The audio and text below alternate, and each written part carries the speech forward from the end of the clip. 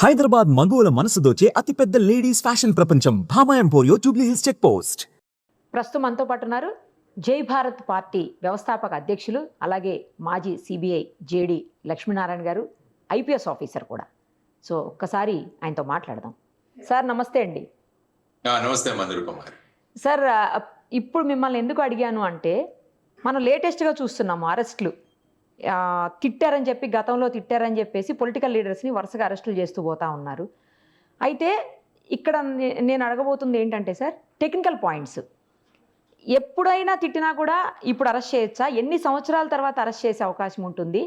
తర్వాత తిట్టడం అనేది కేవలం డిఫమేషన్గానే తీసుకుంటారా, లేకపోతే వేరే ఏ సెక్షన్స్ అప్లికబుల్ అవుతాయి? ఒక ఐపీఎస్ ఆఫీసర్గా మీరు ఇలాంటి కేసులు చూసే ఉంటారు గతంలో కూడాను. సో ఇంకొకటి ఏంటంటే, సెలబ్రిటీస్ విషయంలో మాత్రమే అరెస్టులు ఉంటాయా? మిగతా విషయాల్లో అంటే నార్మల్ పర్సన్స్ విషయంలో తిట్టినా కూడా, గలీజ్గా మాట్లాడినా కూడా అరెస్టులు ఉండవా? ఎవరికైనా ఒకటే రూల్ ఉంటుందా? ఒక్కసారి ఎక్స్ప్లెయిన్ చేయండి సార్. మనం ఏదైనా ఇటువంటి చట్టానికి సంబంధించిన విషయం మాట్లాడాలంటే ముందు భారత రాజ్యాంగం ఏం చెప్తుందో మనం ఆలోచించాలి సార్. ఏదైనా ఏ చట్టానికైనా మూలం భారత రాజ్యాంగం. రాజ్యాంగంలో మనకు అనేక ప్రాథమిక హక్కులు ఇవ్వబడ్డాయి. అందులో ఆర్టికల్ 19లో భావ స్వేచ్ఛ అన్నది ఉంటుంది. అంటే freedom of speech and expression అంటాం దాన్ని. అంటే నేను నా భావాలను ప్రకటించుకునే స్వేచ్ఛ నాకు ఉంటుంది అన్నది ఆర్టికల్ 19(1). కానీ ఈ భావ స్వేచ్ఛ ఉంది కదా అని నేను ఎటుపడితే అటు మాట్లాడకూడదు. దాని మీద కొన్ని రిస్ట్రిక్షన్స్ ఉంటాయి, నిర్బంధాలు ఉంటాయి. అది ఆర్టికల్ 19(2)లో చెప్పారను. 19(2)లో అంటే భారతదేశ సార్వభౌమత్వానికి కానీ, భారతదేశం యొక్క ఇతర దేశాలతో ఉన్న సత్సంబంధాలు కానీ, లేకుంటే ఇక్కడ పబ్లిక్ ఆర్డర్ కానీ, తర్వాత ఒక వ్యక్తి యొక్క మనుగడకు కానీ, ఒక వ్యక్తి యొక్క సమాజంలో వారికి ఉన్న ఒక పలుకుబడి కానీ, ఒక స్థానం కానీ, ఇలాంటి వాటికి ఎప్పుడైనా ఆ విధంగా నేను మాట్లాడేవి వీటికి సంబంధించి ఉండకూడదు అన్నది నా వాక్ స్వాతంత్రం మీద ఉన్న నిబంధనలు ఆర్ నిర్బంధనలు. ఆ తర్వాత ఏంటంటే ఆర్టికల్ 21 కూడా ఒకసారి చదవాలంటే రైట్ టు లైఫ్. అంటే ప్రతి ఒక్కరికి జీవించడానికి హక్కు ఉంది మన దేశంలో. జీవించడం అంటే ఎలాగోలాగా జీవించడం కాదు. అంటే ఒక సమాజంలో మనకున్న స్థాయి, హోదా, దాన్ని బట్టి అంటే రైట్ టు లైఫ్ అంటే it includes right to life with decency. అంటే ఒక మర్యాద పూర్వకంగా మనిషికి జీవించే హక్కు ఉందని. కాబట్టి ఇటువంటి వాట్లను భంగం చేస్తే ఏమవుతుంది అన్నదానికి మనకు చట్టాలు వస్తాయి. రాజ్యాంగంలో ఇది నిర్దేశించబడింది. దానికోసం చట్టాలు చేశారు. అంటే ఎటువంటి వాక్ స్వాతంత్రం మీరు ఉపయోగించుకొని మీరు ఈ నిబంధనలు పాటించకుంటే మీ మీద ఎలాంటి కేసులు అవుతాయి అని చెప్పడానికి ఇంతకుముందు ఇండియన్ పీనల్ కోడ్ ఉండేది, అంటే పీసీ అంటాం. ఇప్పుడు దాని ప్రదేశంలో బిఎన్ఎస్ వచ్చింది, భారతీయ న్యాయ సంహిత. అంటే ఫర్ ఎగ్జాంపుల్ నేను ఏవైనా మాట్లాడితే 2 మతాల మధ్య చిచ్చు మొదలైంది, ఆ 2 ప్రాంతాల మధ్య చిచ్చు అయింది, 2 కులాల మధ్య చిచ్చు అయింది, వేరు భాషలు మాట్లాడే వాళ్ళ మధ్య చిచ్చు మొదలైంది. ఇలాంటివి నేను మాట్లాడితే దానికి ఒక సెక్షన్ ఉందన్నమాట. అందులో ఈ సెక్షన్ ప్రకారం నేను ఆ విధంగా చేస్తే నేను శిక్షార్హుడను అని ఒక సెక్షన్ అందులో పెడతాను. ఆ తరువాత ఒక వ్యక్తి యొక్క సమాజంలో ఉన్న స్థాయి ఏదైతే ఉందో దాన్ని కించపరిచేలాగా నేను మాట్లాడితే దాన్నే డిఫమేషన్ అంటాం. అంటే పరువు నష్టం. అంటే సమాజంలో ఒక వ్యక్తికి ఉన్న పరువుకి నష్టం కలిగించబడింది కాబట్టి ఆ వ్యక్తి నా మీద క్రిమినల్ గా అయినా వెళ్ళొచ్చు, సివిల్ గా అయినా వెళ్ళవచ్చు. అంటే క్రిమినల్ గా అంటే నా మీద నేను సపోజ్ నా గురించి ఎవరైనా అసభ్యంగా మాట్లాడితే నేను న్యాయస్థానానికి వెళ్ళి ఒక కంప్లైంట్ దాఖలు చేస్తాను. అక్కడ న్యాయస్థానం వాళ్ళు దాన్ని తీసుకొని దాని ప్రకారంగా వాళ్ళు ఇప్పుడు దాన్ని నడిపిస్తారు. ఫర్ ఎగ్జాంపుల్ ఇప్పుడు మీరు రాహుల్ గాంధీ గారు తీసుకుంటే, ఆయన సావర్కర్ గారి గురించి ఎక్కడో మాట్లాడారు, ఈ విధంగా 2-3 కేసులు ఆయన మీద నడుస్తున్నాయి. సర్దార్ పటేల్ గారి గురించి మాట్లాడారు, ఆ విధంగా కొన్ని కేసులు ఆయన మీద నడుస్తున్నాయి. అది వచ్చేసి క్రిమినల్ డిఫమేషన్. అదే సివిల్ డిఫమేషన్ ఏంటంటే నా మీద ఈ విధంగా అసభ్యంగా మాట్లాడటం వల్ల నా పరువు సమాజంలో తగ్గిపోయింది కాబట్టి దానికి కాంపెన్సేషన్ గా నాకు 10 కోట్లు ఇవ్వాలి, 20 కోట్లు ఇవ్వాలి, ఇలా నేను ఒక కాంపెన్సేషన్ అడగొచ్చు అనమాట. దాన్ని సివిల్ డిఫమేషన్ సూట్ అంటాం. అంటే ఒకటి క్రిమినల్ డిఫమేషన్ సూట్ లో అవన్నీ ప్రూవ్ అయ్యి కోర్టులో వాళ్ళకి శిక్ష పడుతుంది. సివిల్ డిఫమేషన్ లో అయితే నేను ఏ అమౌంట్ అయితే అడిగానో ఆ అమౌంట్ కనుక కోర్టు ఆమోదిస్తే వారు నాకు చెల్లించాల్సి వస్తుంది. ఇది సివిల్ డిఫమేషన్. Hmm. ఆ తర్వాత మీరు తీసుకుంటే మనకు SC ST prevention of atrocities act అని వచ్చింది. ఎవరినైనా షెడ్యూల్డ్ కులాలు, షెడ్యూల్డ్ తెగలు వారి కులానికి సంబంధించి ఎవరైనా మాట్లాడితే వాళ్ళ మీద కూడా వేరే చట్టమే ఉంది అసలు. సో ఈ విధంగా మీరు చూసుకుంటూ పోతుంటే మన మాట ఏదైతే ఉందో ఆ మాట సక్రమంగా లేకుంటే దాని మీద బిఎన్ఎస్ లో, భారతీయ న్యాయ సంహితలో కానీ, అదే షెడ్యూల్డ్ కులాలు తెగలకు చెందితే వాళ్ళకు SC ST prevention of atrocity act కానీ, లేకుంటే డైరెక్ట్ గా వ్యక్తి కోర్టులో క్రిమినల్ డిఫమేషన్ కానీ, సివిల్ డిఫమేషన్ కానీ రెండు కానీ వాళ్ళు ఫైల్ చేసుకోవచ్చు. ఇది ప్రస్తుతం మనకు రాజ్యాంగం చెప్పింది. మన చట్టాల్లో ఉన్న ఏ విధమైన సెక్షన్లు ఉన్నాయి అన్నది మనం చూసుకోవాల్సిన ప్రధానమైన అంశం. కాబట్టి ఈ మధ్య సమాజంలో మీరు అన్నట్టు ఒకరినొకరు దూషించుకోవడం అన్నది చాలా ఎక్కువైపోయింది. Correct sir. ఎందుకంటే సమాజంలో మర్యాదలు, ఒక సాంప్రదాయాలు పాటించే విధానాలు తగ్గిపోయి వ్యక్తిగత దూషణలు, ఆ తర్వాత ఇంకా వ్యక్తిని కించపరుస్తూ వారి కుటుంబ సభ్యుల గురించి మాట్లాడడం, మహిళల పట్ల అసభ్యకరంగా మాట్లాడడం, ఇలాంటివి ప్రస్తుతం అదొక ఫ్యాషన్ గా మారిపోయింది. ట్రెండ్ అనుకుంటున్నారు సార్, అది ఆ ట్రెండ్ అంటున్నారు. కాబట్టి ఈ విధంగా మాట్లాడితే వెంటనే వారి గురించి చర్చ మొదలవుతుంది. మీరు కూడా టీవీల్లో కూడా డిబేట్లు పెడతారు. దానివల్ల ఏంటంటే ఒక వ్యక్తికి ఓవర్ నైట్ పాపులారిటీ వచ్చిన సందర్భాలు కూడా చాలా ఉన్నాయి మీకు. తర్వాత ఈ సోషల్ మీడియా వచ్చిన తర్వాత దీని ప్రభావం ఇంకా చాలా ఉంది. మొన్న ఒక వ్యక్తి అలహాబాదీ అని చెప్పేసి ఎంతో అసభ్యకరంగా మాట్లాడాడు కుటుంబ సంబంధాల గురించి. దాని మీద వాడు సుప్రీంకోర్టు కూడా వెళ్ళడం జరిగింది. అందుకనే సుప్రీంకోర్టు కేంద్ర ప్రభుత్వానికి సోషల్ మీడియాలో జరుగుతున్న ఈ విధమైన సంభాషణల మీద ఏదైనా మనము ఒక రూల్స్ అన్నవి పెట్టాలి అన్నది వారికి ఇచ్చిన డైరెక్షన్. సో ఈ విధమైన పరిస్థితులలో ప్రస్తుతం సమాజం ఉంది. మనం చూసుకుంటే ఇంకా అసెంబ్లీలో కూడా అత్యంత ఘోరంగా మాట్లాడుకునే సందర్భాలు మనం చూసాం. చట్టసభల్లో కూడా. అవును సార్. చట్టసభల్లో ఎంత దారుణంగా మాట్లాడుతున్నారంటే చట్టసభల్లో ఉన్న వాటిని లైవ్ టెలికాస్ట్ ఇచ్చారు. Correct sir, correct. ఎందుకంటే మన ప్రతినిధులు ఏ విధంగా వారు అక్కడ మన సమస్యలను తీసుకువెళుతున్నారన్నది చూడడానికి లైవ్ టెలికాస్ట్ ఏర్పాటు చేస్తే అవి చూడాలా వద్దా అన్న స్థాయికి మన వాళ్ళు దిగజారిపోయారు. అవును. సో ఆ విధమైన పరిస్థితులు, దానిని నివారించాల్సిన నాయకులు కూడా వారిని ప్రోత్సహించడాలు ఇవన్నీ కూడా మనం చూస్తున్నాం. అంటే ఏమవుతుందంటే సమాజం అధోగతి పాలవడానికి ఇది ఒక ప్రమాదకరమైన విషయం. ఎందుకంటే విశిష్టమైన స్థానాల్లో ఉన్నవారు ఈ విధంగా మాట్లాడితే ఏమవుతుందంటే వారి ప్రభావం ఇంకా ఎక్కువగా ఉంటుంది. బాధ్యతాయుతమైన పదవుల్లో ఉన్నవారు, బాధ్యతాయుతమైన బాధ్యతలు నిర్వహిస్తున్న వాళ్ళు ఈ విధంగా మాట్లాడితే ఏమవుతుందంటే దాన్ని ఇతరులు కూడా అనుసరిస్తారు. మా నాయకుడే ఈ విధంగా మాట్లాడుతున్నాడు కాబట్టి నేను కూడా అలాగే మాట్లాడాలేమో, లేకుంటే ఆయన మెప్పును నేను పొందలేమో అన్న ఒక రకమైన స్వభావం కూడా, ఒక రకమైన ఆలోచనలు కూడా ఈ మధ్య మొదలయ్యాయి. తరువాత సినిమాలలో కూడా చూసుకుంటే అసభ్యకరమైన పదజాలను ఉపయోగించడం కూడా ఎక్కువైపోయింది. సినిమా హీరోలు కూడా సినిమాల్లో అసభ్యకరమైన పదాలను ఉపయోగించడం, ఇవన్నీ అవ్వడం వల్ల ఏమవుతుందంటే సమాజంలో ఇప్పుడు ఒక వ్యక్తి నీతిగా బతకాలి అంటే చాలా కష్టం అయిపోతుంది ఈ మధ్యలో. సో ఈ విధమైన పరిస్థితుల్లో మనం ఉన్నాం సార్. ఇప్పుడు ఇంకొక విషయం చెప్పండి, ఎప్పుడో జరిగిందంటే ఎప్పుడో తిట్టి తర్వాత అరెస్ట్ చేయొచ్చు అట్లా కూడా ఉంటుందా సార్? దీనికి ఏమైనా టైం లిమిట్, ఇంతలోపు అయితేనే చెయ్యాలి, ఇంతలోపు అయితే చేయకూడదు, అట్లా ఏమన్నా ఉంటుందా సార్? ఏదైనా ఒక చట్టంలో ఉన్న సెక్షన్, బిఎన్ఎస్ లో ఉన్న సెక్షన్ లో అది 1 సంవత్సరం పనిష్మెంట్ ఉంటే దానికి 1 సంవత్సరం లోపల కంప్లైంట్ చేయాలి. Okay, okay. ఆ విధంగా చూసుకుంటే 3 సంవత్సరాల పైన శిక్ష పడే ఏవైనా సెక్షన్లు ఉంటే వాటిలో ఎప్పుడైనా మనం కంప్లైంట్ చేయొచ్చు. ఓకే. దాన్ని పీరియడ్ ఆఫ్ లిమిటేషన్ అంటాం దాన్ని. ఇంతకుముందు సెక్షన్ 468 లో ఉండేది సిఆర్పిసిలో. ఆ తర్వాత ఇప్పుడు బిఎన్ఎస్ఎస్ఎస్ లో కొత్త సెక్షన్ వచ్చి ఉండొచ్చు. దానివల్ల పీరియడ్ ఆఫ్ లిమిటేషన్, ఎందుకంటే కొంతమంది వ్యక్తులు వారి మీద ప్రెషర్ పెట్టి ఆ విధంగా వాళ్ళను కంప్లైంట్ చేయకుండా చేయొచ్చు. అందువల్ల ఏమవుతుందంటే జరిగిన విషయం ఏదైతే ఉందో దాన్ని ఎఫ్ఐఆర్ గా నేను దాఖలు చేయాలంటే దానికి పీరియడ్ ఆఫ్ లిమిటేషన్ నేను చెప్పినట్టు ఐ థింక్ 3 సంవత్సరాల కన్నా తక్కువ ఉన్న శిక్షల్లోనే ఉంది. 3 సంవత్సరాల కన్నా ఎక్కువ పనిష్మెంట్ ఉన్న వాటిలో ఎప్పుడైనా మనం వాటిని కంప్లైంట్ ను రిజిస్టర్ చేయవచ్చు అన్నది. ఒక సెక్షన్ లో కేవలం ఫైన్ మాత్రమే పనిష్మెంట్ ఉందనుకోండి. ఫర్ ఎగ్జాంపుల్ ట్రాఫిక్ వైలేషన్, అందులో సాధారణంగా ఫైన్ ఉంటాయి. అవును సార్, అవును.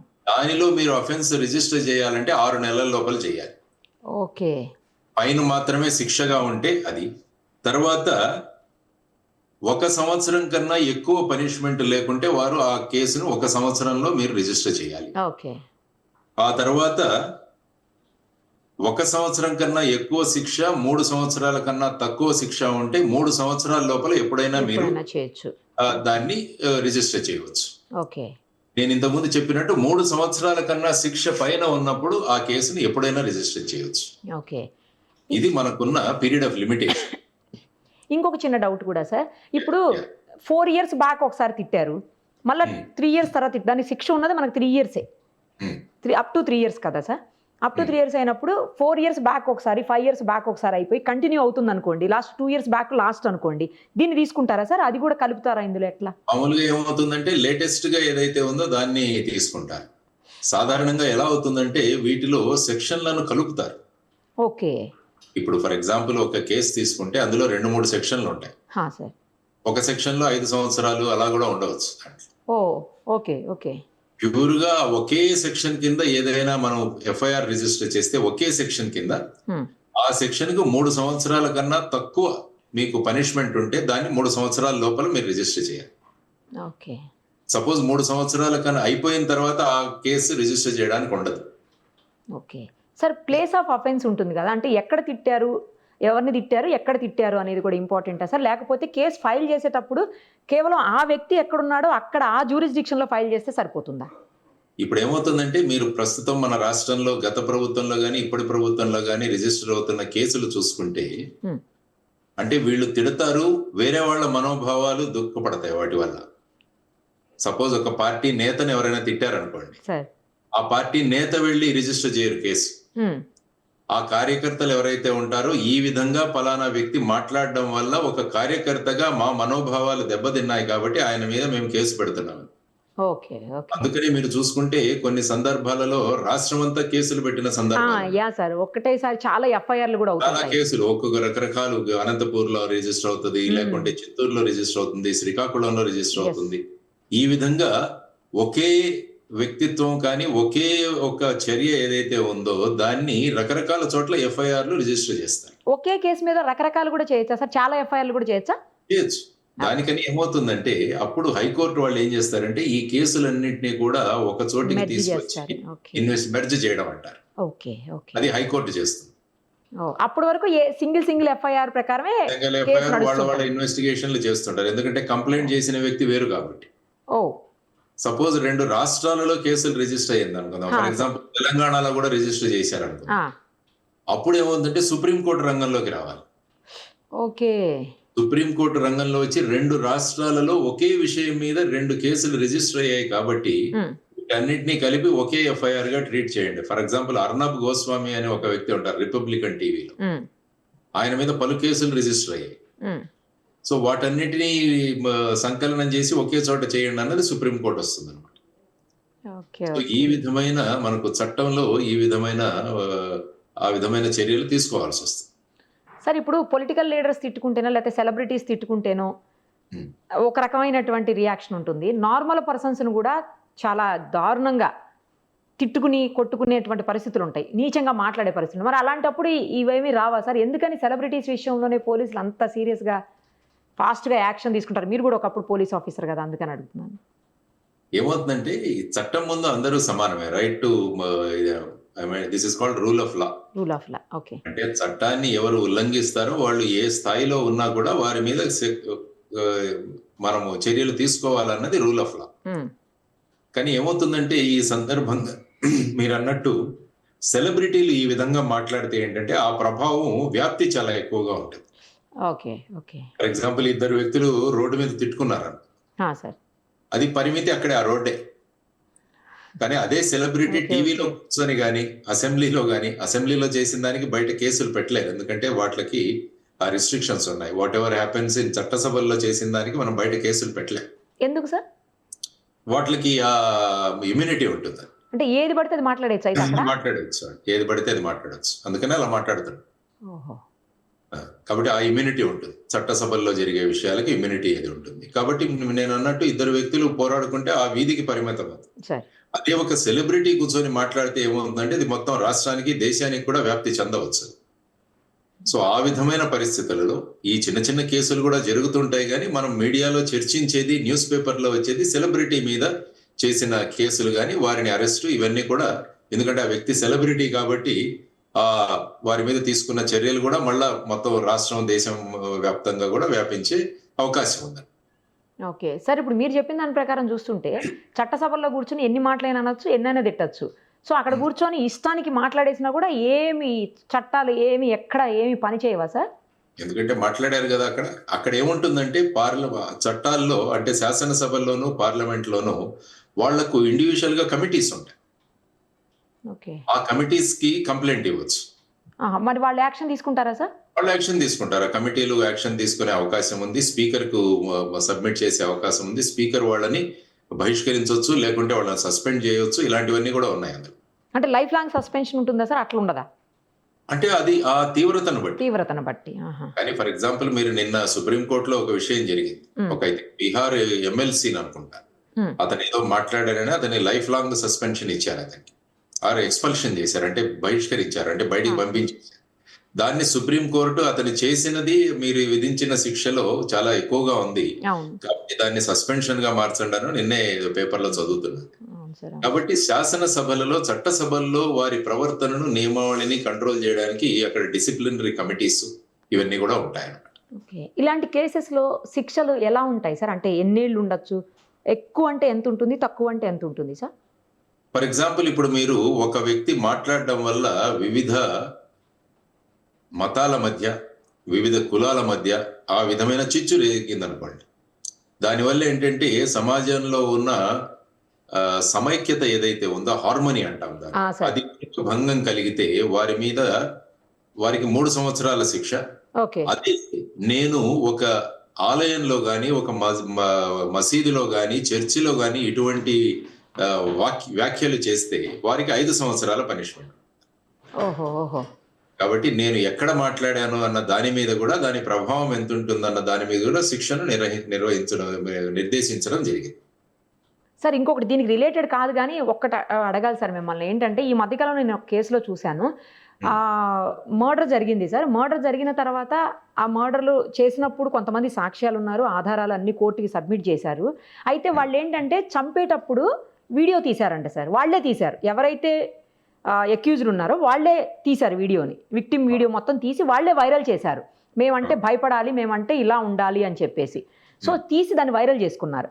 కానీ లాస్ట్లో ఏంటంటే కోర్టు దగ్గరికి వచ్చిన తర్వాత ఎవరైతే విట్నెస్లు ఉన్నారో వాళ్ళందరూ వెనక్కి తగ్గిపోయారు, అంటే డ్రాప్ అయిపోయారు, ఎవరు కూడా చెప్పలేదట. కానీ ఏదైతే వీళ్ళు వైరల్ చేశారో ఈ సాక్ష్యాలని, అంటే బయట వాళ్ళు సోషల్ మీడియాలో పెట్టినటువంటి ఈ వీడియోస్ ఆధారంగా వాళ్ళకి లైఫ్ ఇంప్రిజన్మెంట్ పడింది సార్. అలాంటి అవకాశాలు కూడా ఉంటాయా? డెఫినెట్ గా, ఎందుకంటే ఫైనల్ గా కోర్టు ముందు వారు చూసేది వారి దగ్గర ఉన్న సాక్ష్యాధారం. ఓకే, అంటే చూసిన వాళ్ళు మేము చూసామని చెప్పడం, విన్నవాళ్ళు మేము విన్నామని చెప్పడం, వీటినే సాక్ష్యం అంటారు, డైరెక్ట్ ఎవిడెన్స్ అంటారు ఇది. అంటే ఒక వ్యక్తి మర్డర్ చేస్తున్నప్పుడు ఎవరైనా ఒక వ్యక్తి చూశారనుకోండి, ఆ వ్యక్తి విట్నెస్ గా వస్తారు, వచ్చి నా కళ్ళ ముందు జరిగింది అని చెబుతారు. సో ఆ వ్యక్తిని డైరెక్ట్ ఎవిడెన్స్ గా తీసుకుంటారు. సపోజ్ ఇండైరెక్ట్ ఎవిడెన్స్ ఏదైతే ఉంటుందో, ఎవరైనా వాళ్ళు విన్నారు, ఆ విధంగా పలానా వ్యక్తి చెప్తుండగా నేను విన్నానంటే అది ఇండైరెక్ట్ ఎవిడెన్స్ అవుతుంది. తర్వాత టెక్నికల్ ఎవిడెన్స్ ఉంటుంది, ప్రొఫెషనల్ ఎవిడెన్స్ అంటాం. అంటే ఇప్పుడు ఈ పోస్ట్ మార్టం ఏదైతే చేస్తారో బాడీ మీద, దాని మీద ఉన్న గాయాలు గాని వీటన్నిటిని చూసి ఆ విధంగా ఆ వ్యక్తి ఈ విధమైన ఆయుధం వల్ల మరణించాడన్నది దాన్ని టెక్నికల్ ఎవిడెన్స్ అంటాం. తర్వాత ఆ వ్యక్తి ఉపయోగించిన కత్తి ఏదైతే ఉందో, ఆయుధం ఏదైతే ఉందో దాన్ని ఈ ఇంజురీస్ ఏవైతే ఉంటాయో వాటిని కోరిలేట్ చేయాలి. అంటే ఈ కత్తిని ఉపయోగించి ఇది జరిగింది కాబట్టి ఆ కత్తిని కూడా మనం ఫోరెన్సిక్స్ ల్యాబ్ కు పంపుతాం. దాన్ని కూడా పరిశీలించి డాక్టర్ ఇచ్చిన రిపోర్ట్ కి వీటికి చూసి ఈ కత్తి ద్వారా జరిగిందని వాళ్ళు చెబుతారు. ఇవన్నీ కూడా టెక్నికల్ ఎవిడెన్స్. సో ఇలా రకరకాల ఎవిడెన్సెస్ ఉంటాయి అన్నమాట. మనం అవన్నీ కూడా పరిశీలించి ఫైనల్ గా జడ్జి గారు వారు అభిప్రాయానికి వస్తారు. సో అందులో మీరు అన్నట్టు మిగతా వీరు ఎవరైతే సాక్ష్యదారులు ఉన్నారో వాళ్ళందరూ కూడా వీళ్ళ యొక్క ప్రభావం వల్లనో వారందరూ కూడా వాళ్ళను హోస్టైల్ విట్నెసెస్ అంటారు. అంటే పోలీసుల ముందు చెప్పిన తర్వాత వాళ్ళు కోర్టులో వెళ్ళిన తర్వాత వాళ్ళు మారిపోయారు, వాళ్ళు చెప్పమన్నారు. అటువంటప్పుడు టెక్నికల్ ఎవిడెన్స్ మీద కోర్టు పరిగణలోకి తీసుకోవచ్చు. మీరు చెప్పిన వీడియో ఏదైతే ఉందో దాన్ని పరిగణలోకి తీసుకొని అది ఎక్కడా కూడా ట్యాంపర్ జరగలేదు అన్నది పోలీసులు ప్రూవ్ చేసిన తర్వాత ఒక్క సాక్ష్యం సరిపోతుంది అటువంటి వాళ్ళని శిక్షించడానికి. ఓకే సార్, ఇప్పుడు ఈ కేసులో పర్టికులర్ మనం చూస్తున్నాము, ఈ కేసెస్లో ఎలా బెయిల్, రెగ్యులర్ బెయిల్ అయినా సార్ వెంటనే వచ్చే అవకాశం ఉంటుందా? సేమ్ అంటే వాళ్ళ వాదోపవాదాలను బట్టే ఉంటుందా సార్ అడ్వకేట్స్? అంటే ఎలా ఉంటుందంటే కొన్ని 7 సంవత్సరాల కన్నా తక్కువ పనిష్మెంట్ ఉన్న కేసులు, ఇంతకుముందు ఎలా ఉందంటే పోలీసులు ఏ కేసులో అయినా అరెస్ట్ చేయవచ్చు అని ఉండేది. సార్, అంటే ఒక కాగ్నిజబుల్ అఫెన్స్ ఏదైతే జరిగితే దానిలో ఎవరైనా 2 సంవత్సరాలు, 3 సంవత్సరాలు, 5 సంవత్సరాలు, 10 సంవత్సరాలు ఎంత శిక్ష ఉన్నా కూడా వాళ్ళని అరెస్ట్ చేయవచ్చు అన్నది ఇంతకు ముందు ఉండేది. ఓకే. ఆ తర్వాత అరుణేష్ కుమార్ అని ఒక జడ్జిమెంట్ వచ్చింది Bihar. Arunesh Kumar versus state of Bihar లో అందులో ఏమన్నారంటే పోలీసులు అధికారం ఉంది కదా అని చాలా కేసుల్లో అరెస్ట్ చేస్తున్నారు. ముఖ్యంగా ఈ ఫ్యామిలీ మ్యాటర్స్ ఏవైతే 498A కేసులు అంటాము, ఇష్టం వచ్చినట్టు అరెస్ట్ చేస్తున్నారని ఒక డైరెక్షన్స్ ఇవ్వడం జరిగింది. అంటే 7 సంవత్సరాల కన్నా తక్కువ శిక్ష ఉన్న కేసుల్లో పోలీసులు ఆ వ్యక్తిని అరెస్ట్ చేయాలా చేయకూడదా అన్నది ఒకటి నిర్ణయం తీసుకోవాలి. సపోజ్ అరెస్ట్ చెయ్యాలి అని నిర్ణయం తీసుకుంటే దానికి కారణాలు రాయాలి. అరెస్ట్ చేయకూడదు అంటే ఆ వ్యక్తికి నోటీస్ ఇచ్చి ఆ వ్యక్తిని పిలిపిస్తూ ఉండాలి. ఇది అరుణేష్ కుమార్ జడ్జిమెంట్ లో ఇచ్చింది.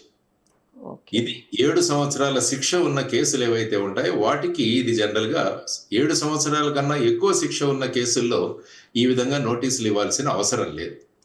నేరుగా వాళ్ళని అరెస్ట్ చేయవచ్చు, వారిని కోర్టులో ప్రవేశపెట్టవచ్చు. కానీ అరెస్ట్ ఎందుకు చేస్తున్నామని వాళ్ళ రిలేటివ్స్ కానీ ఏ ప్రదేశం నుంచి మనం అరెస్ట్ చేస్తున్నామో దాన్ని అరెస్ట్ మెమో అన్నది ఒకటి తయారు చేయాలి.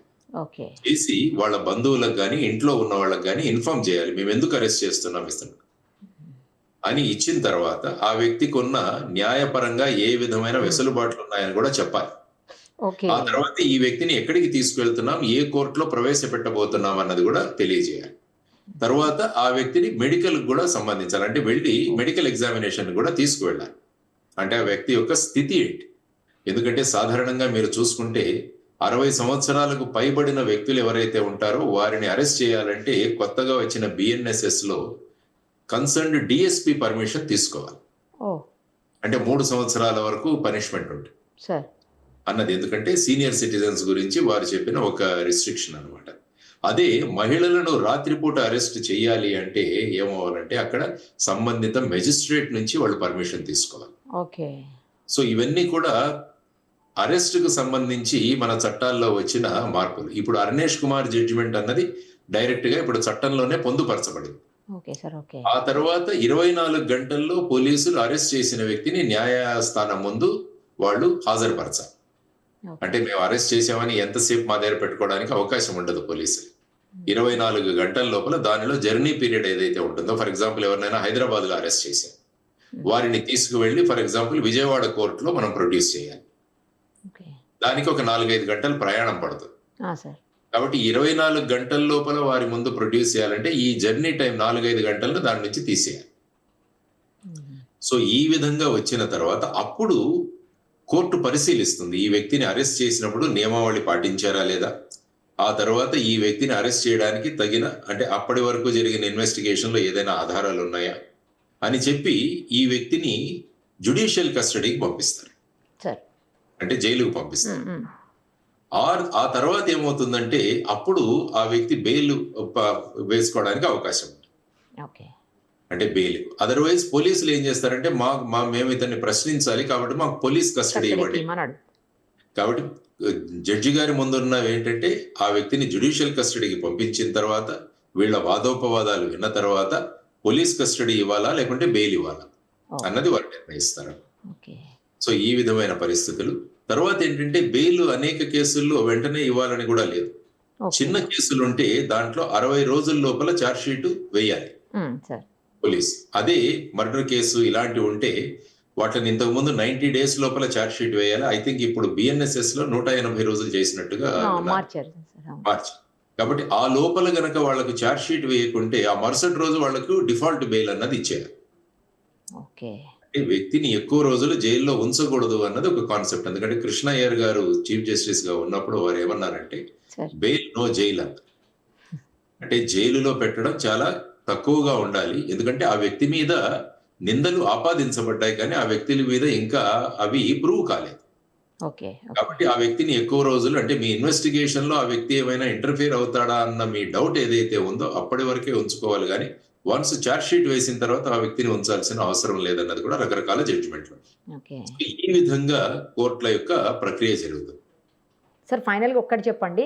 ఇప్పుడు తిట్టిన కేసెస్‌లో అంటే బాగా మనం చూసాం డిఫమేషన్ భయంకరమైనటువంటి ఫిల్లీ లాంగ్వేజ్ యూజ్ చేసి తిట్టినటువంటి ఇలాంటి కేసెస్‌లో కేవలం ఆ వీడియో ఎవిడెన్స్ అనేది సరిపోతుందా సార్? లేకపోతే ఇంకా ఏదన్నా ఎవిడెన్స్ కూడా కలెక్ట్ చేయాల్సిన అవసరం ఉంటుందా పోలీసులకు?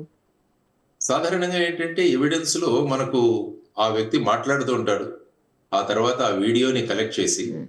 ఎవరి దగ్గర నుంచి అయితే ఆ వీడియోని కలెక్ట్ చేస్తున్నారో హ్మ్. వాళ్ళ దగ్గర నుంచి సర్టిఫికేషన్ తీసుకోవాలి. ఫర్ ఎగ్జాంపుల్ మీ ఒక వ్యక్తి సుమన్ టీవీలో కూర్చొని తిట్టాడు అనుకోండి. సార్. అప్పుడు పోలీసులు ఏం చేస్తారంటే సుమన్ టీవీకి రాసి ఆ వ్యక్తి యొక్క ఒరిజినల్ ఫీడ్ ఏదైతే ఉందో ఓహ్! ఆ ఫీడ్ ని తీసుకుంటారు మీ దగ్గర. Okay sir. ఓకే. ఎందుకంటే చాలా చోట్ల ఏమవుతుందంటే దీన్ని మనం ఎడిట్ కూడా చేయొచ్చు. అవును. లేకుంటే దాని మీద కొత్త కొత్త టెక్నాలజీలు ఉపయోగించి ఈ మధ్య గొంతు మారుస్తున్నారు చాలా మంది. కరెక్టే సార్. ఏఐతో. ఏఐతో ఆ వ్యక్తి మాట్లాడకున్నా కూడా ఆ మాటలు మాట్లాడినట్టు ఆ వ్యక్తి యొక్క మిమిక్రీ ఆర్టిస్టులతో మాట్లాడించడం అవును. ఇవన్నీ కూడా జరుగుతుంటాయి. కాబట్టి టెక్నికల్ గా ఇన్వెస్టిగేట్ చేసేటప్పుడు ఇవన్నీ కూడా పోలీసులు వాటిని దృష్టిలో ఉంచుకొని ఇది ఎక్కడ కూడా ట్యాంపర్ కాబడలేదు అన్నది తర్వాత ఆ స్టూడియోలోకి వచ్చి మీ దగ్గర నుంచి కూడా స్టేట్మెంట్ తీసుకుంటారు. పలానా వ్యక్తి ఆ రోజు మా స్టూడియోకి వచ్చారు, వచ్చి ఆ విధంగా మాట్లాడాడు, ఇది మా ఒరిజినల్ ఫీడ్ అన్నది సబ్మిషన్ తీసుకొని దాన్ని కోర్టులో సబ్మిట్ చేస్తారు. మరి డైరెక్ట్ ఏదైనా ప్రెస్ మీట్‌లో, ప్రెస్ క్లబ్‌లో, ప్రెస్ మీట్స్‌లో మాట్లాడితే సార్? అక్కడ కూడా ఉంటుంది. ఎవరైతే మరి ప్రెస్ మీట్ లో పెట్టిన తర్వాత ఏదో ఒక టీవీ లైవ్ టెలికాస్ట్ చేస్తారు వస్తుంది సార్. ఆర్ ఏదైనా టీవీలో కూడా వస్తుంది కదా, అక్కడ నుంచి తీసుకుంటారు. అంటే దాని original source important. Okay. Original source అన్నది ఇంపార్టెంట్. ఆ విధంగా ఇన్వెస్టిగేషన్ లో ఒరిజినల్ సోర్స్ అని తీసుకుంటూ ఉంటారు. ఎందుకంటే రేపు కోర్టులో వీళ్ళు ప్రవేశపెడతారు, ఇది మేము మాట్లాడలేదు, మేము వేరే మాట్లాడితే ఈ విధంగా దాన్ని ఎడిట్ చేసి లేకుంటే దాని మీద సూపర్ ఇంపోజ్ చేసి ఈ విధంగా చేశారని కూడా అవతల వైపు వాళ్ళు వాదిస్తారు. కాబట్టి వాటన్నిటినీ కూడా దృష్టిలో ఉంచుకొని పోలీస్ ఇన్వెస్టిగేషన్ జరగాలి అన్నది ప్రధానంగా మనం చూడాలి. Thank you sir. Thank you so much. చాలా క్లియర్‌గా న్యాయపరంగా ఎలాంటి అంటే ఇలాంటి జరిగినప్పుడు న్యాయపరంగా ఉండేటువంటి అన్ని అంశాలని కూడా చాలా స్పష్టంగా చెప్పారు sir. Thank you sir. Thank you so much.